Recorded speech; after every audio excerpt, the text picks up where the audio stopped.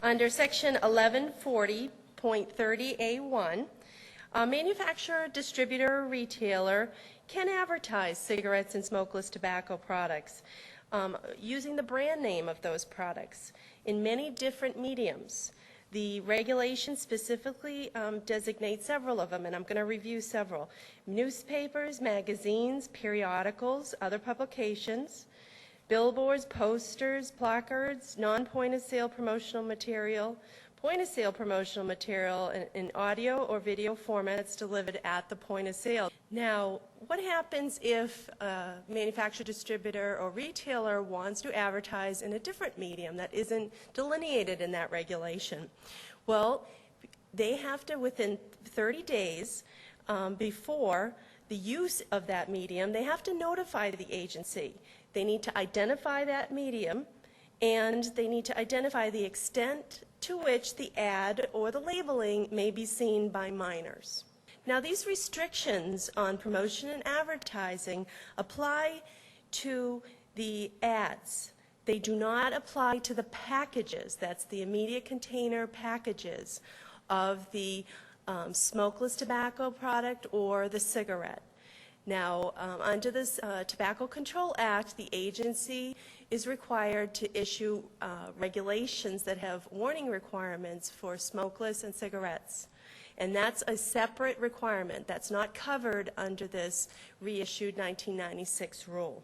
Now, this section basically talks about the format and content requirements. That's the requirement under the regulation that ads have black text on white background, basically not be appealable for children. The agency has been sued, and that lawsuit is on appeal. The agency has determined that it will exercise what we call enforcement discretion. That means we won't be enforcing that specific provision until there's been a final resolution of that lawsuit.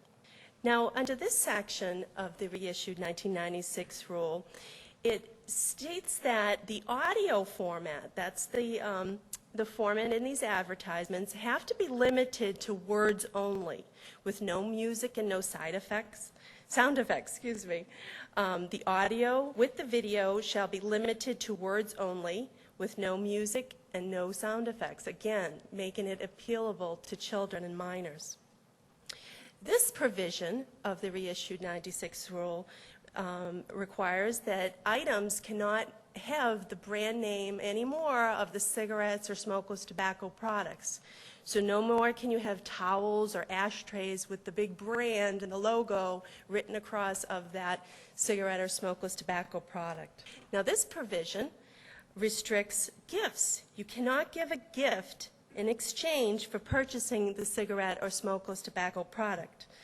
Or you cannot give credits or proofs of purchases or coupons to buy some of these gifts of non-tobacco products. We have gotten a lot of questions, and so I want to bring this up to you, whether or not, 2-for-1 sales, if I purchase one pack of cigarettes, can I get another one?